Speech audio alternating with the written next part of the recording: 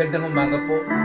Dito na naman po inyong kaibigan, Pastor Greg Pagulayan, na inyo pong makakasama sa mga ito sa ating morning devotion. Ngayon po ay araw ng Martes, ika-19 ng buwan ng Septembre. So, salamat po tayo sa isa na namang magandang araw na pinagkaloob sa ating ng Panginoon o ng ating Ama sa Langit para tayo ay patuloy na mag-aaral, dumulog sa Kanya. Sabi nga ng Kanyang salita sa Matthew chapter 4 verse 4, hindi lang sa tinapay nabubuhay ang tao, hindi sa bawat salitang namumutawi sa bibig ng ating Panginoon. So umaga po nito, ako ang lahat ay po muna ay magpuri, magpasalamat at sumamba sa ating Panginoon.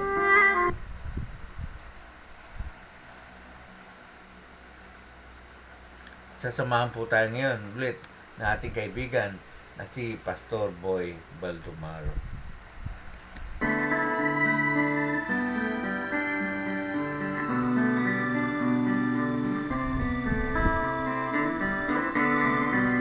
Nasa itas ng mundo hanggang kalaliman, ako'y nagtitiwala sa'yo. Sabihin man ng mundo, ako'y baliw sa'yo, susunod pa rin ako. Mga pag-uusig o kamatayan man, hindi ako matatakot. Iniwanan ang mga pangarap ko, dahil mahal kita, panghahawakan ko mga pangako mo. Alam kong hindi ako mabibigo, minamahal kita, sinasamba kita. Ikaw ang lahat sa'kin, ako'y para sa'yo.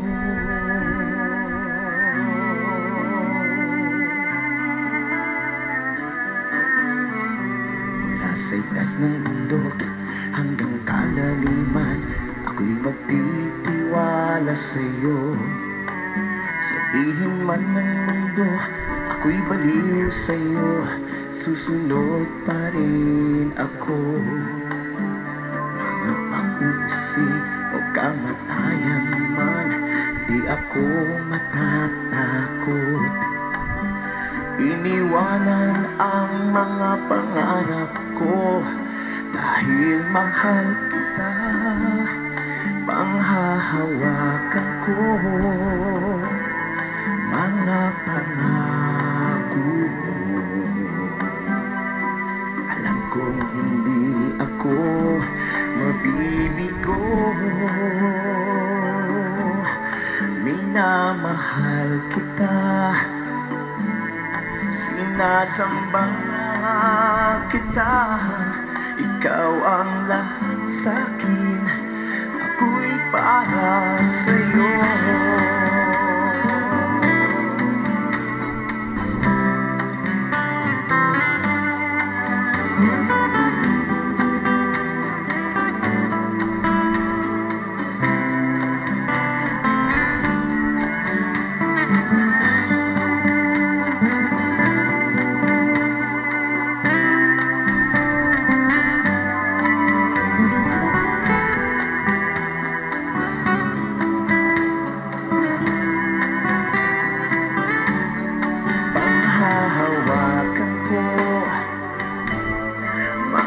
Pangako mo. Alam kong hindi ako mabibigo, minamahal kita, sinasamba kita. Ikaw ang lahat sa'kin, ako'y para sa'yo. Minamahal kita, sinasamba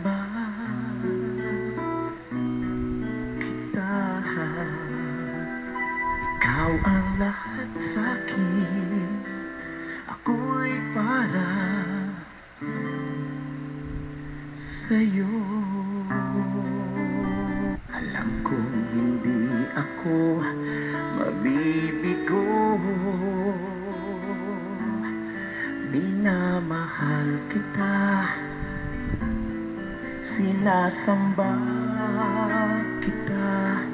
Ikaw ang lahat sa'kin, ako'y para sa'yo.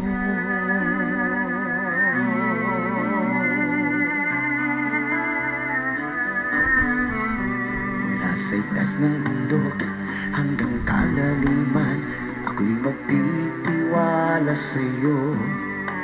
Sabihin man ng mundo, ako'y baliw sa'yo, susunod pa rin ako. Mga pag-uusig o kamatayan man, di ako matatakot. Iniwanan ang mga pangarap ko, dahil mahal kita, panghahawakan ko mga pangako. Alam kong hindi ako mabibigo. Minamahal kita, sinasamba kita. Ikaw ang lahat sa'kin, ako'y para sa'yo.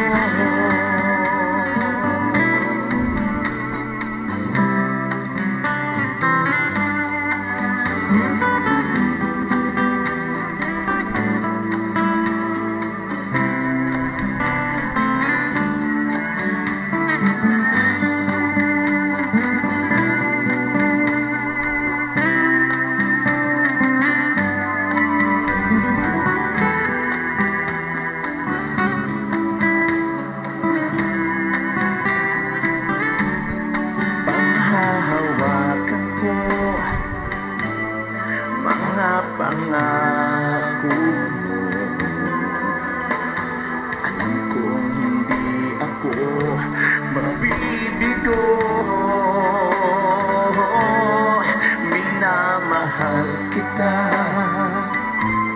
sinasamba kita. Ikaw ang lahat sa'kin, ako'y para sa'yo. Minamahal kita, sinasamba kita. Ikaw ang lahat sa'kin, ako'y para sa'yo. Itiwala sa'yo, sabihin man ng mundo, ako'y baliw sa'yo, susunod pa rin ako. Mga pag-uusig o kamatayan man, di ako matatakot. Iniwanan ang mga pangarap ko, dahil mahal kita, panghahawakan ko mga pangako. Alam kong hindi ako mabibigo. Minamahal kita, sinasamba kita. Ikaw ang lahat sa'kin, ako'y para sa'yo.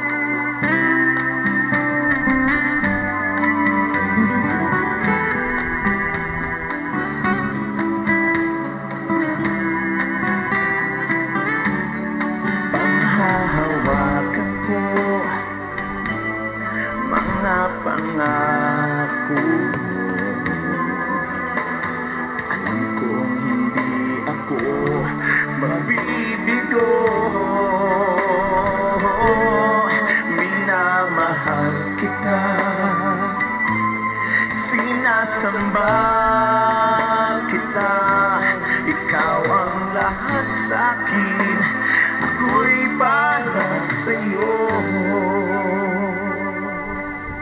Minamahal kita, Yes, hallelujah. sinasamba kita. Ikaw ang lahat sa'kin, ako'y para sa'yo.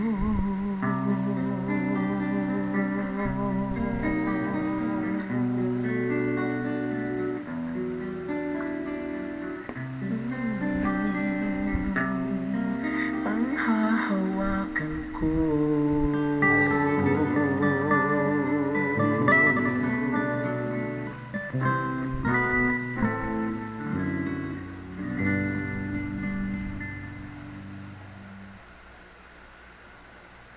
Purihin ang Panginoon sa kanyang mga pangako. Tunay nga na dapat nating panghawakan ang mga pangako ng Diyos sa ating buhay. Dahil yan po ang ating pagkasa. Sabi nga ang nais niya ay bigyan tayo ng pag-asa at magandang kinabukasan. So, lahat ng yan ay nakasalalay sa pangako ng Diyos sa bawat isa sa atin. So, sa umaga pong ito, ay bago po lahat tayo po manalangin at patuloy tayong dumulog sa ating Ama upang patuloy na bigyan po niya tayo ng kaalaman ng karunungan at kaunawaan sa ating patuloy na pag-aaral ng salita ng Diyos. Magandang umaga sa iyo, Ate Huling at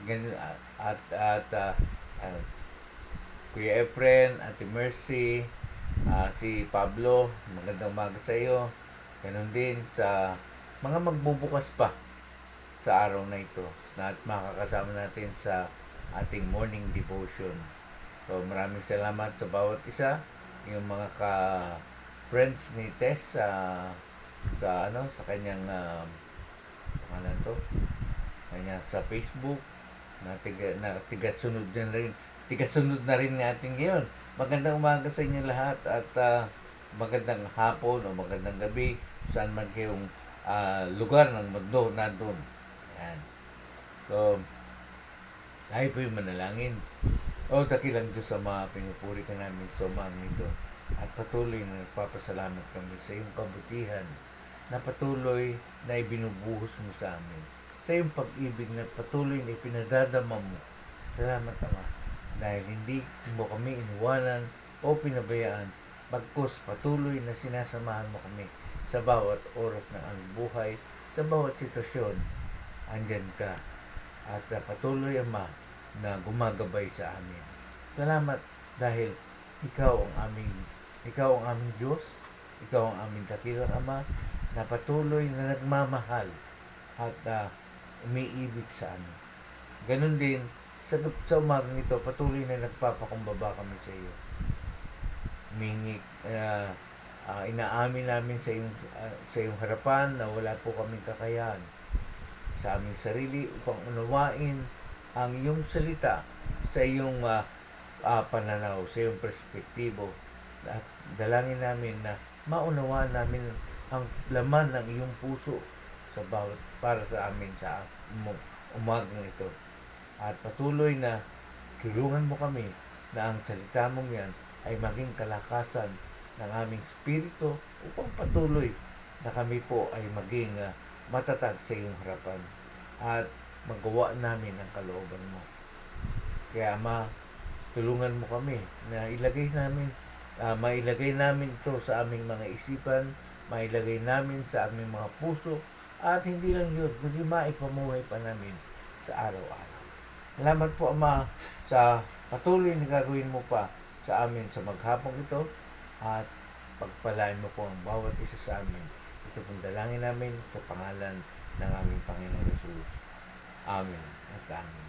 So, magandang umaga po uli sa bawat isa at tayo po ay magpapatuloy sa ating pinag-aaralan. Alam nyo, kumbaga, kung nanonood tayo ng sine, ay dumadating na po tayo dun sa climax ng istorya. At marami pong mga intervening event na nangyayari sa buhay ng mga taong nandoon sa istorya. Kaya nga kung titingnan po natin, isa po sa pag-aaral ng salita ng Diyos ay tinitingnan po natin kung sino-sino yung mga taong nandun sa senaryo. Yan, itong senaryong to, sino-sino pa yung mga taong nandun. At ano-ano yung mga laman ng mga puso ng mga taong yun doon sa mga sitwasyon na nangyayari. Yan. Isa rin po yan paraan kung paano natin maintindihan.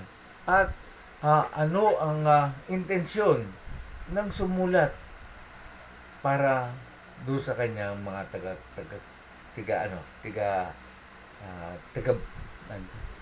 mga mga nagbabasa ng kanyang sulat, yan, ng sinulat niya.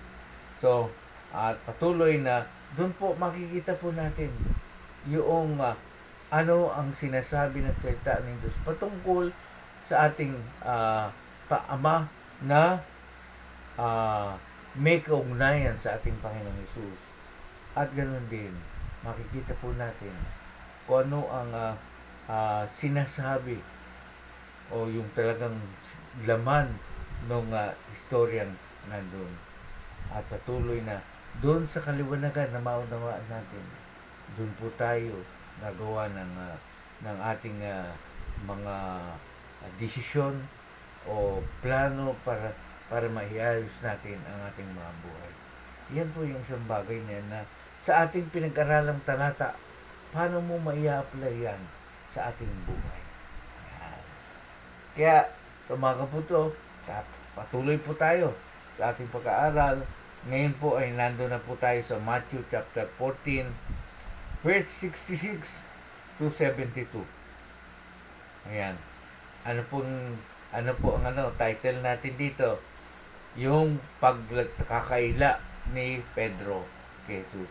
Peter denies Jesus. Ayan. So, kung nandiyan na po kayo at meron po mga Bible na kayo, ay buksan po natin. Magandang umaga po sa iyo, Kuya Oka. Mark chapter 14, verse 66 to 72. Yan. Babasahin ko po sa English, sa aking version, New Living Translation, at basahin niyo po kung ano yung meron kayong version ng Bible nandyan. So, verse 66. Meanwhile, Peter was in the courtyard below. One of the servant girls who worked for the high priest came by and noticed Peter warming himself at the fire. She looked at him closely and said, "You are one of those with Jesus of Nazareth." But Peter denied it. "I don't know what you are talking about," he said.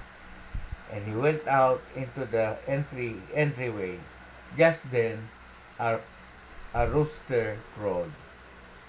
When the servant girl saw him standing there, she began telling others, "This man is definitely one of them." But Peter denied it again. A little later, some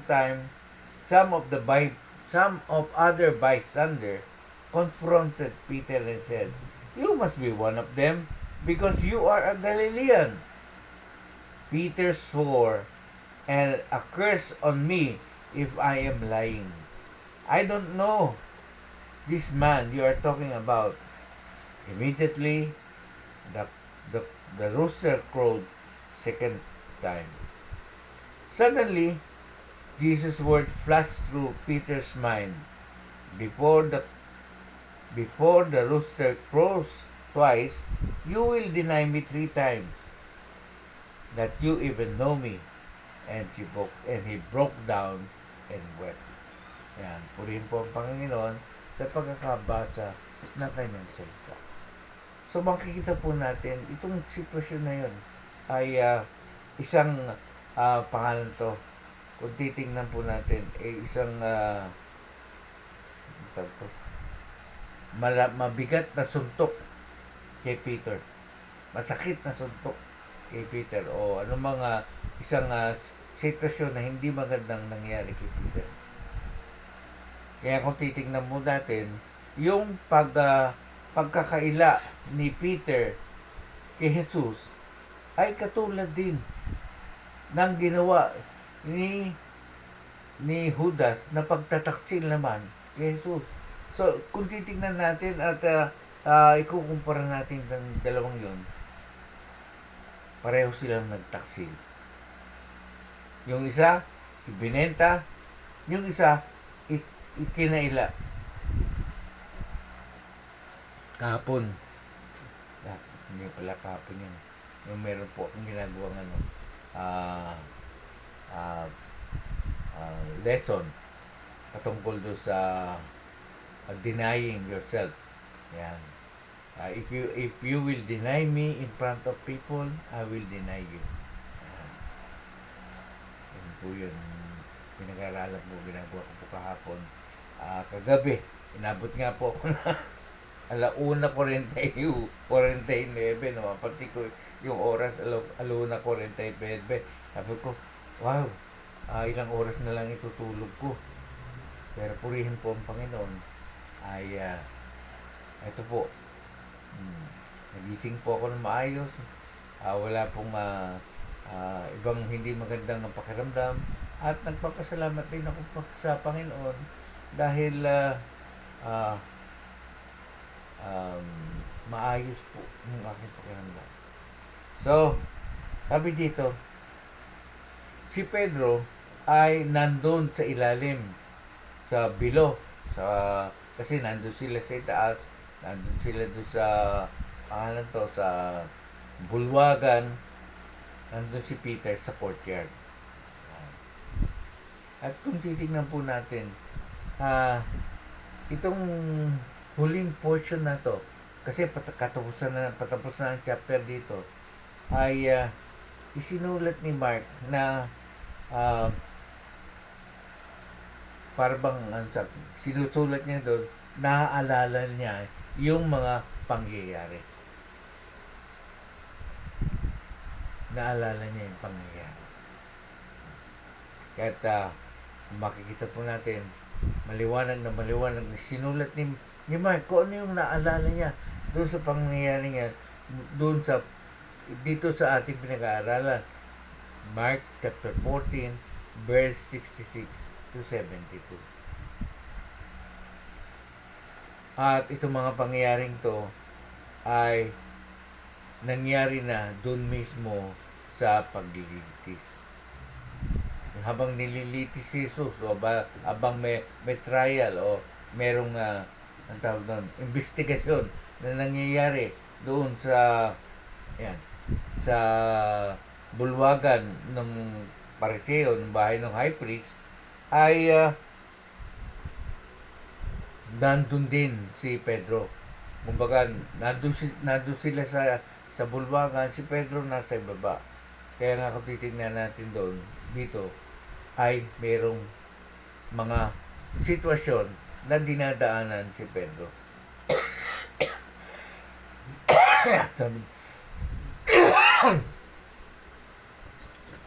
Samit na naman ako.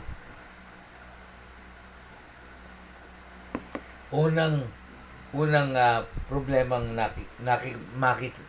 nakita natin na ginawa ni Pedro. Sumunod lang si Pedro sa malayo. Sabi nga ni Mark doon sa chapter 14 verse 54, ay nandun lang siya sa malayo. Sumunod siya sa malayo. Kaya nga kung titingnan po natin at patuloy natin unawain, tayo, kung patuloy natin ilalayo yung ating sarili sa ating Panginoon, ay magkakaroon tayo ng mga poor judgment o hindi magandang desisyon sa panahon ng mga crisis. Panahon ng critical time, crisis, problema. Kung malayo tayo sa Panginoon, ay hindi magiging maayos yung ating mga desisyon. Minsan magkakamali pa tayo at makapagdidesisyon tayo ng hindi tama dahil lang sa ating nararamdaman. Yan po yung isang hindi magandang nakita natin na si Pedro ay sumunod lang sa sa malayo. Pangalawa, imbis na samahan niya yung kanyang mga pangalan to, mga kasamang nagsitakbuhan, ay nandun siya. Ano pong ginagawa niya? Nakikisama siya doon sa mga ah, sa mga tao na umuusyoso, sa mga tao nga yung iba yung mga tao nga ang nais nila ay saktan si Jesus. Ano sabi niya? Nandun siya doon, nagpapainit doon sa apoy at nakikihalubilo doon sa mga tao na hindi niya kauri. Iniwanan niya, lumayo siya, o kumbaga hindi siya nakisama doon sa mga kasama niya na namimigati. Bakit po namimigati? Kasi natakot din sila sa kanilang mga buhay. Ano po ang ibig sabihin nun? Na ang gusto lang ni Peter ay manood lang. At hindi dahil sa siya ay isang tagasunod ni Jesus, kundi osyoso rin. Yan.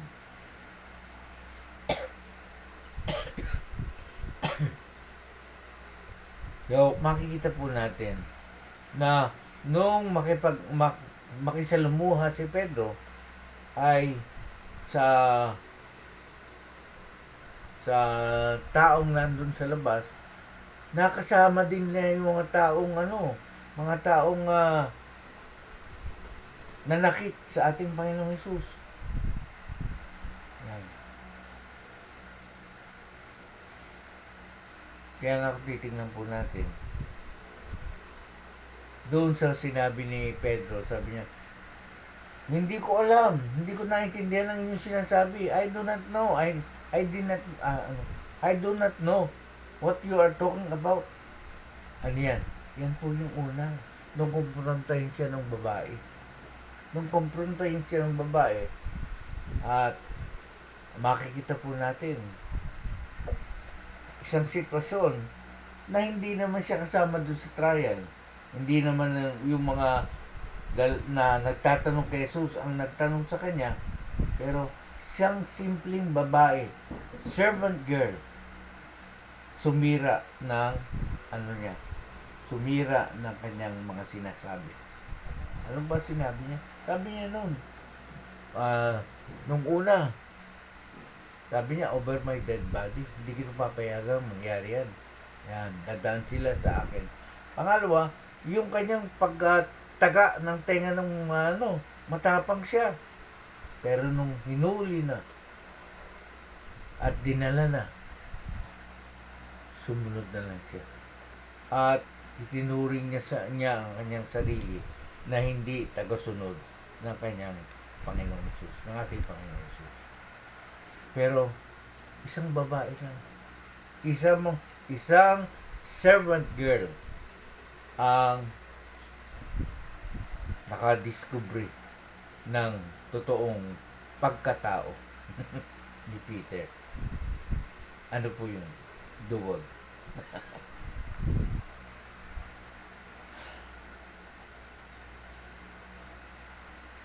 Kaya nga lahat ng ito ay pinagmulan, damdamin ni Peter ang pinagmulan ng yan, kung bakit niya nagawa yun, ay yung takot. Ayan, tignan niyo po. So, marami pong nagagawa ang takot sa buhay ng tao. Maraming nagagawa ang takot. Minsan, dahil sa takot mo, hindi ka na makapag-isip ng maayos. Kilala po natin yan si Peter na kumbaga, ang mga desisyon niya, puro, kumbaga, tawagan natin sa English, erratic na tao. Padaskul. Yung bang pabigla-bigla, yan. Na hindi nag-iisip na kanyang tignan niyo po mga alalahanin po natin yung mga sinabi ni Jesus noong pangalan to, habang sila ay papuntang Jerusalem. Oh. Nung tinanongin ni Jesus na, sino ako sa tingin nyo? Yan. Marami sila sinabi. Si Jesus, katulad isang propeta, isang teacher, isang tawag to? Ganon. Tapos, sabi ni Pedro, you are the Christ. Ikaw ay Messiah. Ikaw ang tagapagligtas. Anak ng Diyos. Sabi ni Jesus, hindi mo nalaman yan mula sa tao, kundi ang nagpahayag sa iyo niyan ay ang aking Ama. Yan. Pero pagkatapos noon, ano sabi ni Jesus nung sabihin ni Jesus na siya mamamatay? Ano sabi niya? Hindi ko papayagan yan over my dead body. Sabi niya gano'n. Ano sabi ni Jesus? Oy, Satanas, punta ka sa likod ko. See? Minsan hindi nag-iisip si Pedro eh. Minsan lang gano'n. So, pangalawa, noong nandun sila doon sa bundok, noong magbago ang ating Panginoong Jesus, akalain mo mag-suggest na magtayo sila ng 3 kubol? Isa para kay Jesus, isa para kay Moises, isa para kay... Yan. Makikita po natin na out of the blue, bigla na lang nagsasalita si Pedro na hindi nag-iisip. So dito, nakita po natin yung isa namang sitwasyon na nangyari kay Pedro. Hindi na naman siya nag-isip. Basta, nag-react na lang siya sa kanyang sariling damdamin.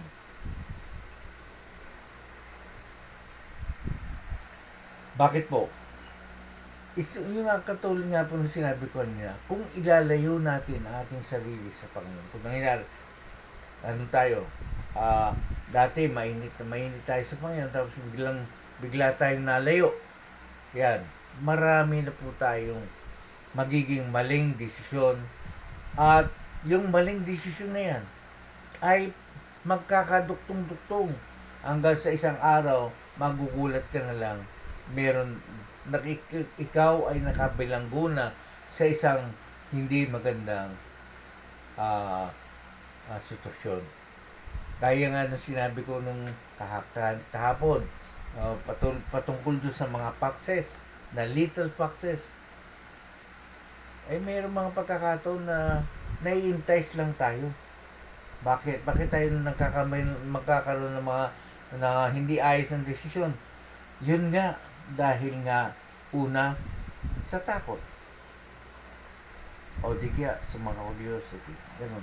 Hanggang sa yung mga sitwasyon na yan ay magkakaduktong-duktong. Sabi nga, ang kasalanan ay nanganganak. Yan. Kadalasan po natin narinig yan sa mga matatanda. Ang kasalanan ay nanganganak. Kaya nga kung titingnan po natin, magugulat na lang tayo, nakabaon na tayo. So, anong sinabi niya? Nung tanungin na siya, nung 3. Una, yung babae, tapos yung mga ibang mga tao nandun. Pangatlo, yung ano sabi niya? Nag-ano na siya. Hindi ko kilala yan. Sumaman. Or parusahan man ako ng Diyos. Ano po yung sinabi doon? Sabi ng Mark chapter 14 verse 71. Makalipas ang ilang sandali, sinabi ni Pedro sa mga nakatayo ron, talagang isa ka. Sinabi kay Pedro ng mga nakatayo ron, talagang isa ka sa kanila. Taga Galilea ka rin eh. Yan. Di ba? Yan. Ano sagot ni Pedro? Parusahan naman ako ng Diyos kung nagsisinungaling ako. Hindi ko kilala ang taong yan, sagot ni Pedro. See? Sumumpa pa siya. Eh kung titignan po natin at patuloy nating tit, ano, i-analyze yung ganong sitwasyon. Yung ba ay salita ng isang tagasunod ng ating Panginoon Jesus? Oh, kayo po magano? Yun ba ay salita ng taong tagasunod ni Jesus? Ano sabi? Parusahan naman ako ng Diyos kung ako'y nagsisinungaling.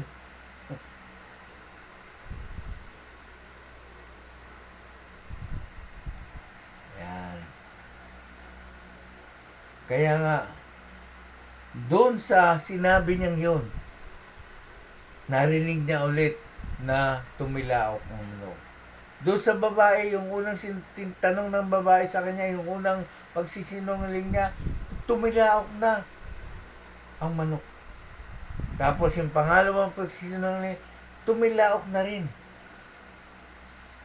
Pero tignan po natin, hindi siya nasaktan, hindi siya hindi siya ano ba tawag doon? Yun bang pagka may nagawa kang pagkakamali ay naisip mo na para bang yun, nakukonsensya ka. Yan. Hindi siya nasaktan nung marinig niya yung pagtilaok ng manok. Nasaktan siya nung maalala niya ang sinabi ng ating Panginoong Hesus na bago tumilaok ang manok ng 2 beses mo kong ipagkakaila. 3 beses mo kong ipagkakanulo. Ano po yung ginawa ni Pedro? Isa pong malaking kasalanan. Isang malaking kasalanan na mayahambing natin doon sa kasalanan na ginawa ni Judas. Pareho po silang nagtaksil. Ano po ang naging damdamin ni Pedro? Sabi po doon sa ating binasa,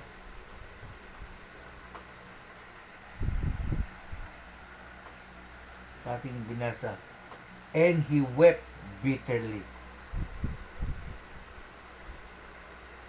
Nang lumo siya at nanangis. Ano ba ibig sabihin ng nanlumo at nanangis? Pananangis means weeping bitterly. Nananangis ka.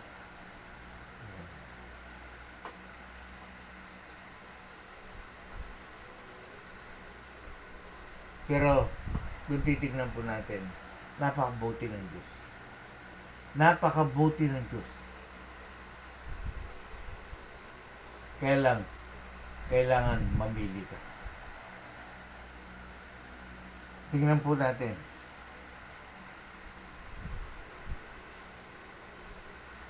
Sa mga pangyayari,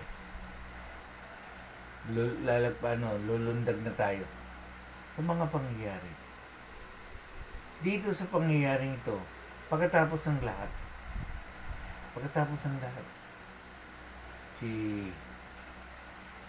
matapos na mamatay si Jesus sa krus, ang sorya kay Judas, siya'y nagpakamatay. Pero meron din siyang pananangis. Sabi nga ng Bible, he remorse deeply. Nanangis din po siya. Kaya lang, hindi siya nagbalik loob sa Panginoon. Pero dito, binigyan ng pagkakataon. Yan. Binigyan ng pagkakataon ng Diyos ni Jesus si Pedro. Mababasa po natin yan sa mga susunod na chapter. Yan. Binigyan ng pagkakataon ng ating Panginoong Jesus si Pedro. Bakit? Kailan po nangyari yun? Noong pagkatapos na mabuhay na maguli si Jesus at nung makita sila sa tabing dagat doon. At nung nagkainan sila, at doon kinausap ng ating Panginoon si Pedro. Ano ginawa niya doon? Meron siyang personal restoration para sa kanyang sarili at nagkaroon din ng public restoration. Bakit po? Makikita po yun natin yan sa yung private meeting, makikita po natin yan sa Luke chapter 24 verse 34. At yung public restoration ay makikita po natin yan sa John chapter 21. Yan. Doon sa panahon na nandun sa tabing dagat si Jesus at yung mga dating alagad ay bumalik na sa kanilang pangingisda.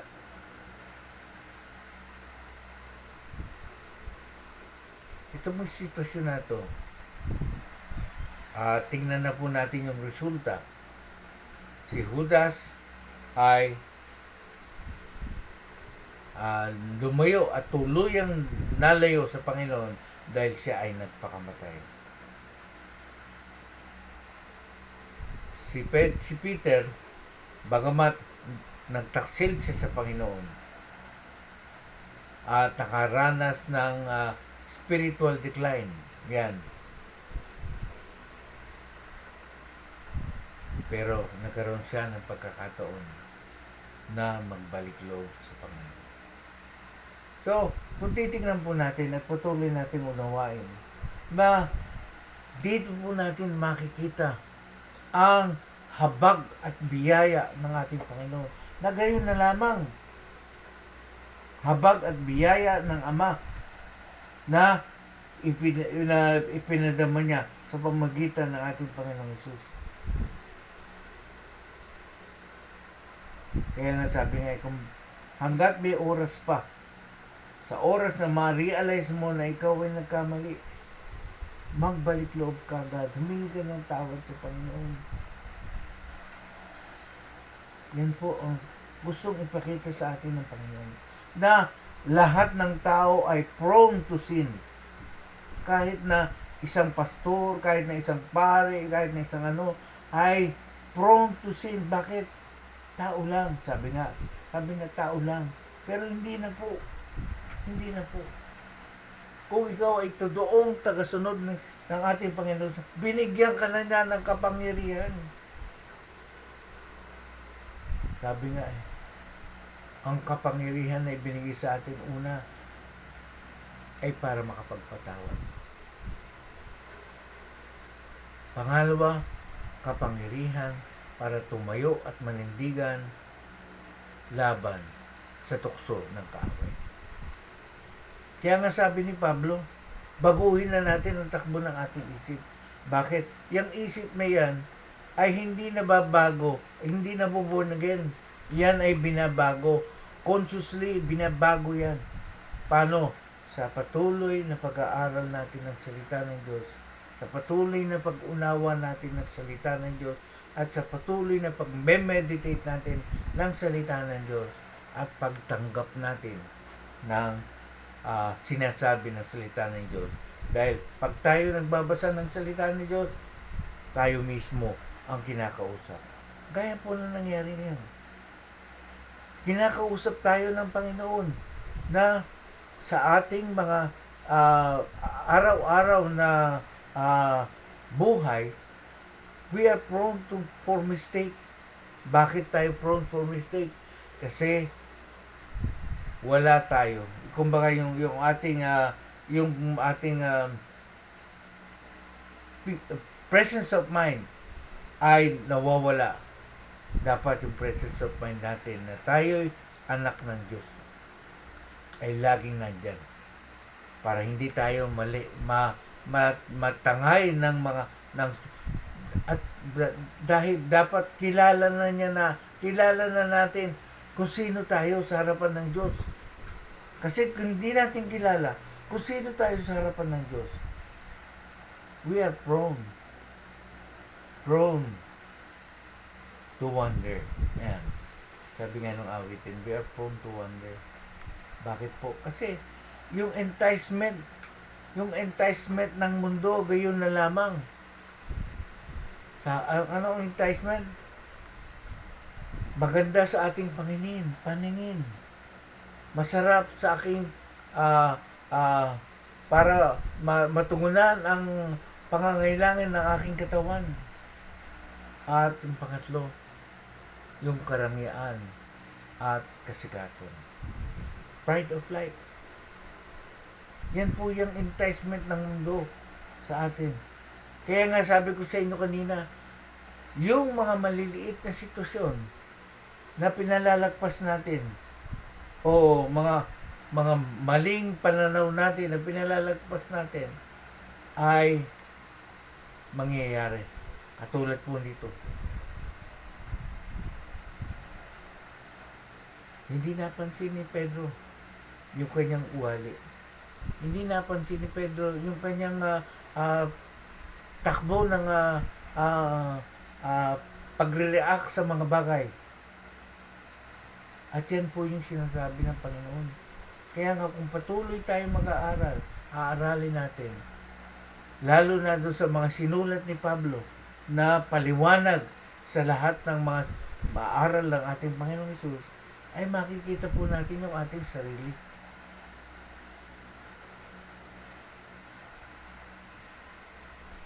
Kaya po, dito po, ipinakikita yung habag ng Diyos. Yung biyaya ng Diyos at yung pag-ibig ng Diyos. Ang choice, nasa atin. Ang choice ay nasa atin. Kung ikaw ay magpapakumbaba,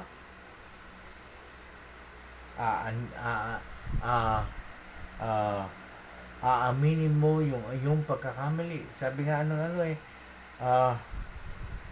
seek my face and turn from their wickedness. Siya mismo, ang Diyos mismo, mag-aayos ng ating buhay.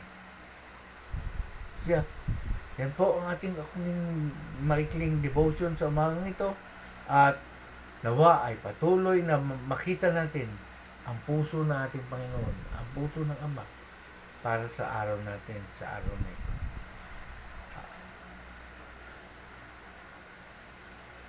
Tiyak na lang, hihingal lang ko.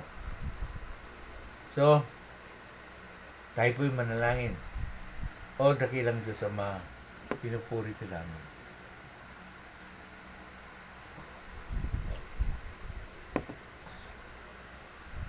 Niluluwalhati ka namin at pinasasalamatan ka namin sa iyong patuloy na paggawa at pagkilos sa aming mga buhay.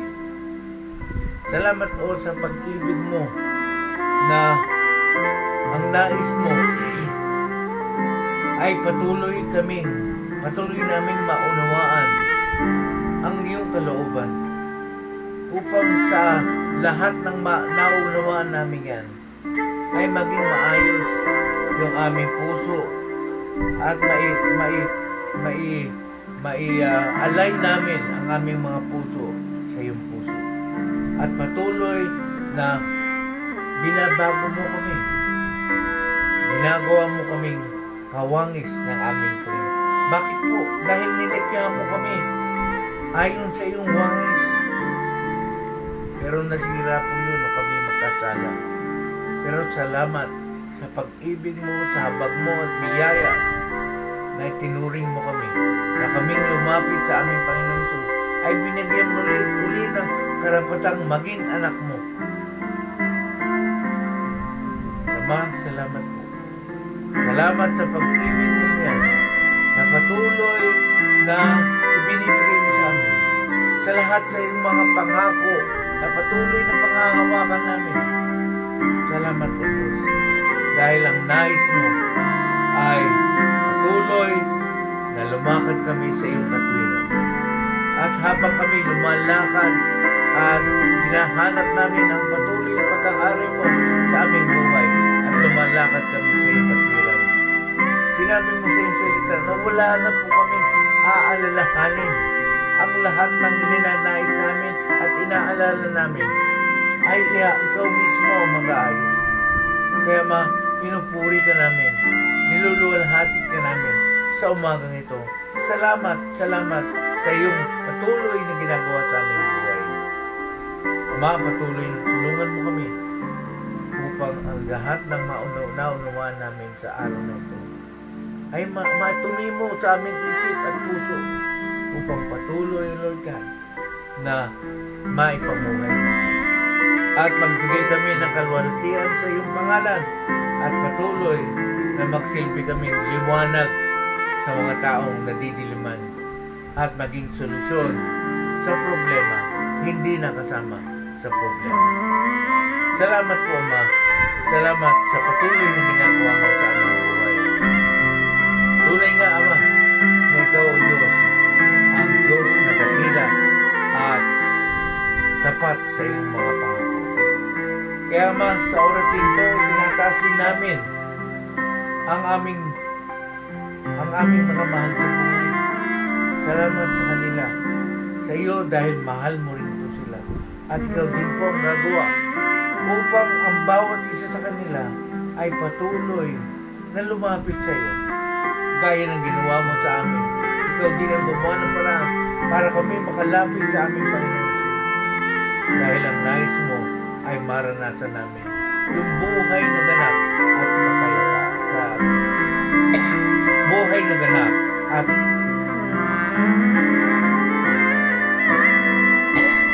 may kasapatan o buhay na ganap at may kasaganahan. Ama, sa oras na ito, patuloy din namin tinataas sa iyo ang aming bansang Pilipinas. Salamat, Ama, dahil mayroon ka talagang plano sa aming bansa. Ikaw ang patuloy na gumawa at kumilos na buhay ng bawat Pilipino.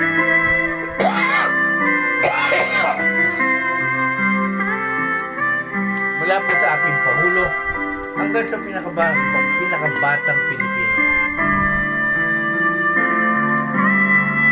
Salamat po sa pag-ibig mo na patuloy na ipinaunawa mo sa bawat isa. Dahil ang nais mo ay ang buong Pilipinas magbalik sa loob sa iyo. At sa ganon, ikaw mismo mag-aayos ng aming bansa. At patuloy na gagawin mo siyang patotoo. At totoo ng iyong kaputihan. At totoo ng iyong pag-ibig. At totoo ng iyong kapangyarihan. Salamat po. Salamat sa buhay na binigay mo sa amin. Sa pamagitan ng aming Panginoon. At ganoon din, patuloy din namin tinataas sa iyo ang aming Pangulo mula sa Presidente hanggang ang aming mga namumuno mula sa Presidente hanggang sa pinakamababang barangay captain at ang kanyang mga kagawad. Ama, mahal mo din po sila. Ang nais mo rin para sa kanila ay maunawaan ang iyong prinsipyo upang sa kanilang pamamahala sa bawat posisyon na itinalaga mo para sa kanila ay makapamahala sila ng ayon sa iyong kalooban at maranasan namin ang totoong pagbabago, kapayapaan, kasaganaan na dulot ng iyong pag-ibig. Ganon din po, Panginoon, patuloy din namin tinataas sa iyo ang katawan ng aming Panginoon Jesus. Yes, Lord God. Patuloy na dalangin namin na buksan mo ang mata ng kanilang mga puso at isipan upang patuloy na marinig nila ang iyong tinig. Makita nila ang ginagawa mo para sa aming bansa. At patuloy na ang bawat isang lingkod mo ay magkaisang sumunod sa ginagawa mo sa kalooban. Upang sinabi mo sa iyong salita na kapag nagkaisa ang bawat, wala po makakapigil sa kanilang gagawin. Lalo na kung ang pagkakaisa ay dahil sa iyo. Dahil sa iyo, Ama. Dahil sa aming Panginoon. Wala po imposible para sa iyo. Kaya, Ama, salamat po sa gagawin po sa aming bansa. Sa 8 Pillars of Society. Yan, tinataas po namin yan sa lahat ng mga namumuno ng 8 Pillars of Society. Na sila po ang nagpapatakbo ng lahat ng sistema sa aming bansa. Patuloy na ikaw din ang maglagay ng mga taong tama ang puso sa iyo upang patuloy din na mapamahalaan nila ang 8 pillars of society na yan patungo sa totoong pagbabago, totoong pagkakaisa at totoong pag-unlad para sa mamamayan ng Pilipinas. Salamat po, Ama. Pinupulo ka namin, pinupuri ka namin, niluluwalhati ka namin, dinadakila ka namin. At gayon din ang aming mga kasama sa umagang ito. Ikaw po ang higit na nakakakita at nakakaunawa ng laman ng puso ng bawat isa. Lord, wala pong imposible sa iyo. Ikaw po ang patuloy na tumugon at humipo sa puso ng bawat isa at tugunin mo ang bawat hinahiling ng bawat isa. Kaya Ama, salamat po. Salamat sa iniwanang pangako ng aming Panginoon Jesus na sa aming paglapit sa iyo, panampalatayanan na namin na tinagun mo na ang lahat ng aming panalangin at ito'y makakamit namin. Salamat po, Ama. Ito pong dalangin namin sa pangalan ng aming Panginoon Jesus. Amen. Amen. Maraming salamat po sa bawat isa. Yan. Kay kay Leonor, kay Anor, yung aking pinsan na nasa Cagayan, Tigakagay. Magandang umaga po sa iyo. Magandang umaga sa inyo dyan. Sa aking mga kaklase, yan, batch 75. Magandang umaga po sa inyo. Sa aking mga kapatid, ganun din sa aking mga kaibigan. Sa ating mga kasama sa umagang ito, Ate Yuli, Kuya Efren at Ate Mercy, Kim, yan, Kimi Labs, yan. At ganun din sa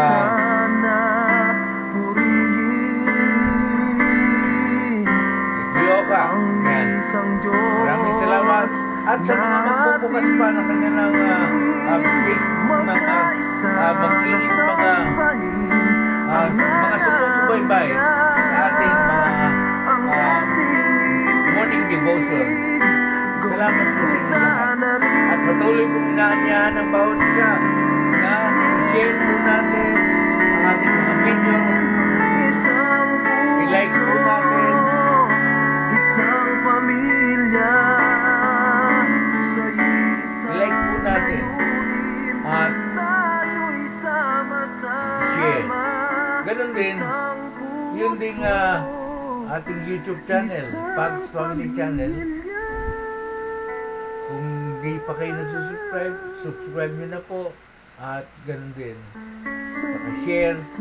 At para meron kayong abiso na sa susunod na pagbubukas sa amin, pakihit lang po yung bell na yan. Ito po ang inyong kaibigan, Pastor Greg Tugulayan, na nagsasabing, mabuti po ang ating Diyos. Mahal niya tayo. At ang pangako niya sa atin, hindi tayo iwanan o pababayaan. Bakit po? Kasi anuman ang sinimulan niya sa ating buhay, ay tatapusin po niya hanggang sa pagdating ng ating Panginoon Jesus. Magandang umaga po sa inyong lahat. Muli.